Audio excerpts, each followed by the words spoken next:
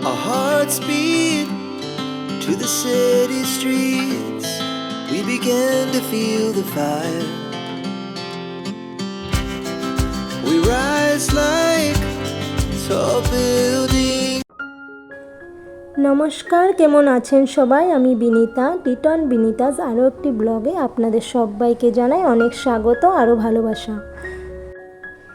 তবে আজকের দিনটা হলো রবিবার, আর এখন ঘড়িতে সময় হয়েছে 8টা। আর এখন থেকেই আপনাদেরকে সাথে নিয়ে আমার ব্লগটা আমি শুরু করলাম। যেহেতু আজকে রবিবার, আর রবিবারে তো আমরা রুটি আর ঘুগনি এইসবই খাই, মানে ব্রেকফাস্টে। নর্মাল অন্য দিনে তো আমরা কিন্তু ভাত, সকাল সকাল ভাতই বানাই আমি, ডাল ভাত ভাজা ওইসব দিয়ে আমাদের সকালে ব্রেকফাস্টটা হয়ে যায়। কিন্তু রবিবারে একটু আলাদা করি, যেহেতু আজকে মেয়েও ঘরে থাকবে আর ঋষিকার পাপাও কিন্তু ঘরেই থাকবে। তবে যাই হোক, আমি সমস্তটা কিন্তু ঘুগনির জন্য রেডি করে নিয়েছিলাম। আর এইদিকে পেঁয়াজটা ভাজা হওয়ার পরে আমি টমেটোটাও দিয়ে দিলাম, আর মশলাটাও দিয়ে কিন্তু একদম কষিয়ে নিচ্ছি। আর একটু কষানোর আগেই কিন্তু কাবলি চানাটা আর আলু সিদ্ধটা দিয়ে দিলাম, যেটা সিদ্ধ করে রেখেছিলাম। ওগুলা দিয়ে একটু নাড়াচাড়া করে নেব, একবারে কষিয়ে নেব। তারপর এখানে জল দিয়ে দিব। আর এইদিকে ঘুগনিটা রেডি হতে হতে আমি কিন্তু আটাটাও কিন্তু ডোটা বানিয়ে নিচ্ছি।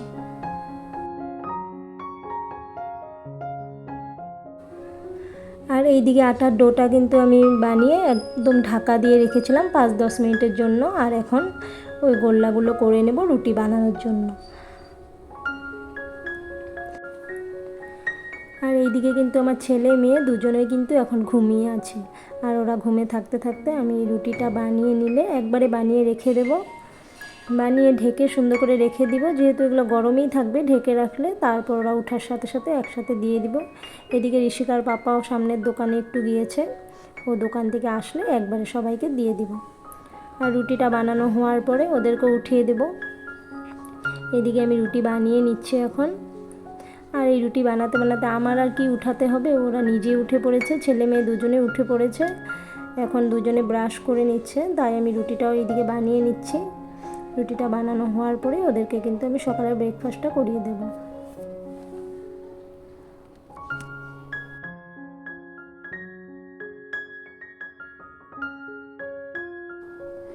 আর এইদিকে সবাইকে ব্রেকফাস্টটা দিয়ে আমার জন্য কিন্তু রুটি আর ঘুগনিটা আমি নিয়ে নিলাম, তারপর আমি ব্রেকফাস্ট করে নিলাম। আর তারপর এসে পড়েছি বেডরুমে। আর এর আগেই কিন্তু আমি মেয়েকে রেডি করিয়ে দিয়েছিলাম, আর মেয়ে স্কুল চলে গেছে, মানে নাচের ক্লাসে চলে গেছে। আর ওখানে ওকে ঋষিকার পাপাই নিয়ে গেল। আর এইদিকে আমি এখন বেডরুমটা গুছিয়ে নিচ্ছি। আর যেহেতু রান্নাঘরেও পরে যেতে হবে, আবার রান্নাটাও করে নিতে হবে। আর যেহেতু আজকে রবিবারে কিন্তু সকালের ব্রেকফাস্টের ঝামেলাটা একটু আমার দেরি হয়ে যায়, ওই 10টা মতো বেজে যায় সকালের ব্রেকফাস্টটা কমপ্লিট করতে করতে। তার জন্য এখন ব্রেকফাস্ট করেই কিন্তু বেডরুমে এসে পড়েছি, বেডরুমটা ঠিকঠাক করার জন্য। আর এইদিকে আজকের বেডশিটটা চেঞ্জ করে নিব। সপ্তাহে আমি একদিন করে বেডশিট চেঞ্জ করে থাকি, তার আগে চেঞ্জ করতে পারলে তো অনেকটাই ভালো হয়, কিন্তু সেটা আর হয়ে ওঠে না, এখন ঋষিকে নিয়ে করা যায় না। যেহেতু ঘরে বাচ্চাও আছে, তার আগে কিন্তু চেঞ্জ করতে লাগে, সেটা কিন্তু আমার হয় না। কিন্তু আমি সপ্তাহে একদিনই তার জন্য চেঞ্জ করে থাকি, ওই রবিবার করেই চেঞ্জ করে দিই। এদিকে আমি একটা অন্য বেডশিট পেতে দিলাম, সুন্দর টান টান করে বেডশিটটা পেতে দিলাম। এখন একটু ড্রেসিং টেবিলটা হালকা হাতে মুছে নেব। আর সামনে একটা কুলার আছে, কুলারটাও কিন্তু আমি মুছে পরিষ্কার করে নেব।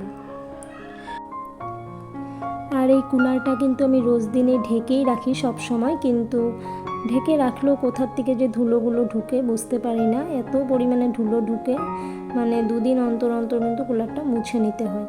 আর যেহেতু কালকে রাত্রে এটা ইউজ করেছিলাম, আর বেডশিটটা সরিয়ে তারপর দেখি ভালোই ধুলো জমে আছে, তার জন্য আজকে এগুলোকে ভালো করে পরিষ্কার করে নিচ্ছি। আর কুলারের যে লেয়ারগুলো থাকে না, সেখানে কিন্তু উপর দিক দিয়ে হোক নিচে দিক দিয়ে হোক অনেকটাই কিন্তু ধুলো জমে থাকে, তাই ওগুলো মুছে পরিষ্কার করে নিলাম এখন। আর এখন এগুলো মুছামুছির কাজগুলো কমপ্লিট হয়ে গেলে তারপর আমি সমস্ত ঘর কিন্তু এখন ঝাড় দিয়ে নেব। অন্য সময় কিন্তু আমি রান্নাবান্না কমপ্লিট করলে ঘর ঝাড় করি, কিন্তু রবিবারে কি হয়, ওই ব্রেকফাস্ট করার পরেই কিন্তু আমি ঘরগুলোকে পরিষ্কার করে নিই একবারে। যেহেতু আবার রান্নাঘরের পরে ঢুকে যাব, আবার লেট হয়ে যাবে এগুলো করার জন্য। আর অন্য দিন তো আমার সকাল সকাল রান্না হয়ে যায়, কিন্তু রবিবারে তো দেরি করে হয়, তার জন্য এখন এই ঘর দোয়ার ঝাড় করে তারপরে একবারে রান্নাঘরে চলে যাব।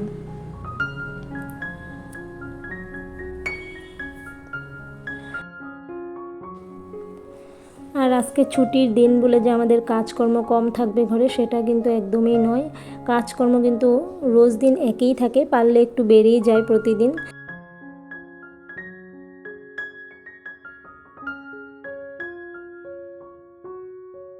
আর এদিকে ঘর ঝাড় করে নিচ্ছি। এরকম না যে রোজ প্রতিদিন এগুলো কাজ করি, একদিন স্কিপ করে দেবো, একদিন করব না, সেটা কিন্তু হবে না।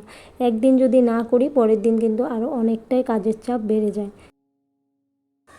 তো যাই হোক, এখন এসে পড়েছি আবারও রান্নাঘরে। আর এখন কিন্তু আমি চিকেনটা এখানে বানিয়ে নেব। আর চিকেনটা কিন্তু আগেই আমি একটু ভেজে রেখেছিলাম, আর ভেজে পরে মশলা দিয়ে একবারে এখন কষিয়ে নিচ্ছি।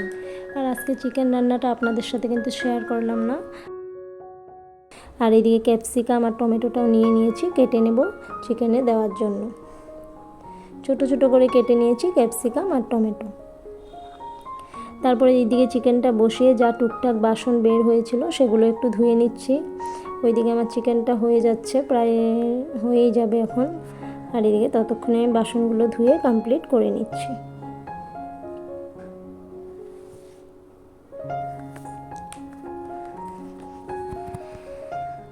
আর আজকে রান্নাবান্নায় এত একটা বেশি আইটেম করব না, শুধু চিকেন হবে, ডাল হবে, আর কিছু ভাজা আর করবো না, সাথে স্যালাড একটু বানিয়ে দেব।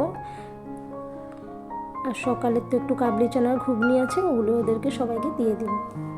আর কালকের একটু পনিরের তরকারিও আছে। আর কালকে রাতে আমি যেহেতু ভাত খাইনি, মানে সামনে আমাদের পাড়াতে যে ক্লাবটা আছে সেখানে কিন্তু গণেশ চতুর্থীর সুন্দর ভালো পূজা হয়েছিল, গণেশ পূজা। সেখানে গিয়েছিলাম, আর সেখানে সন্ধেবেলা 7টার দিকে গিয়েছিলাম, আর 7:30 8টার দিকে ওই খিচুড়ি খেয়েছিলাম সেখানে। ওই খিচুড়ি খেয়ে এসে ঘরে কিন্তু রাতে আর কিচ্ছু আমি খেতে পারিনি। আর অনেকটাই খিচুড়ি দিয়েছিল, খেয়ে কিন্তু আমার মানে পেটটা ভরাই ছিল, আর খিদা একটুকু পাইনি। তার জন্য রাতে কালকে ভাত খাইনি। আর তার জন্য কিন্তু একটু পনিরের তরকারি থেকে গেছিলো, ডালও থেকে গেছিলো, একটুখানি ডাল থেকে গেছিলো, আর পনিরের তরকারি। তো যাই হোক, ওগুলো আছে। আর এইদিকে আমি সমস্ত ওই যে ঘরের ডাস্টবিনের নোংরাগুলো সব ফেলে দিলাম। কখন আবার ডাস্টবিনের গাড়ি এসে পড়বে, আবার নোংরা নিয়ে চলে যাবে, বুঝতেই পারবো না, সেজন্য বাইরে রেখে আসলাম। আর এদিকে এখন কাপড়গুলো ভিজিয়ে নিব। কাপড়গুলো একটু আগে, আধা ঘন্টা 1 ঘন্টা আগে ভিজিয়ে রাখলে ভালো করে কাচা ধোয়া করতে কিন্তু অনেকটাই সুবিধা হয়, আর অনেকটাই পরিষ্কার হয়ে যায়। তার জন্য একটু আগে আমি ভিজিয়ে রাখলাম। আর এইদিকে আমার কাপড় ভিজানোটাও হয়ে গেল। তারপর এখন আমি ঘরগুলোকে মুছে নেব।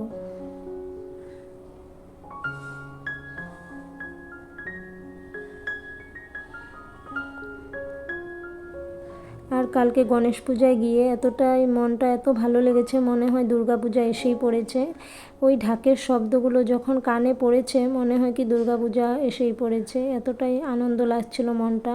সামনেই পুজো, তার জন্য কিন্তু আমাদের ঘর দুয়ার একদম সুন্দর করে পরিষ্কার পরিচ্ছন্ন করতে হবে। আর এই কটা দিন অনেকটাই কাজ থাকবে। আর যেহেতু আমি একসাথে সবটাই করতে পারবো না, ঋষিকে নিয়ে একটু একটু করে করব। ডাস্টিং ক্লিনিংই হোক, ডিপ ক্লিনিং হোক, একটু একটু করে কিন্তু আমি করে নেব। আর আগে মেয়ে ছোট থাকতে কিন্তু করে নিতে পারতাম, যেহেতু মেয়ে এত দুষ্টুমি করতো না, কিন্তু ঋষি কিন্তু আমার প্রতিটা কাজেই কিন্তু আমাকে অনেকটাই মানে অসুবিধা দেয়। তার জন্য কিন্তু আমি একটু একটু করে ক্লিন করি, যে কোনো কাজ করতে লাগলে একটু একটু করে করে নিই একসাথে। কিন্তু আমি যেরকম একসাথে ডিপ ক্লিনিং করলাম আমাদের বেডরুমটা, সেটা কিন্তু আমার হয় না। একটু একটু করে আমি করি, যখন যেইভাবে পারি সেইভাবেই কিন্তু করি। এই তো এখন আমি এই ঘরে আসছি, দুষ্টুপুরা কিন্তু আমার পিছনে পিছনে, সবসময় আমার পিছনে পিছনেই কিন্তু আছে। আমি যেই রুমে যাই ও কিন্তু আমার পিছনে পিছনেই থাকে। এদিকে টিভিও চালিয়ে দিয়েছি, একটু কার্টুন দেখ, ওটা না, একটু কার্টুন দেখবে, মাঝে মাঝে আবার দেখবে যে আমি কি করছি, আমার পিছনে পিছনে যাবে আর দেখবে। তারপর এটা একদম দুপুরবেলা আমার স্নান করে কিন্তু আমি কখন অনেকটা আগে এসে পড়েছি। আর